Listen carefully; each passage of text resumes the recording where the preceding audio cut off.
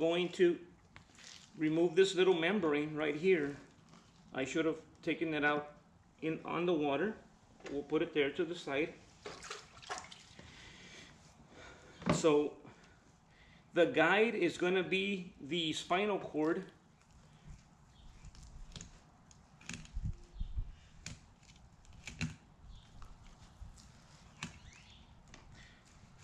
There are some bones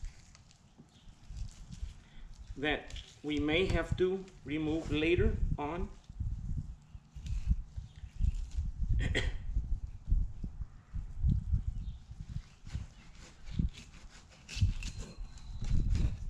Like so, right there.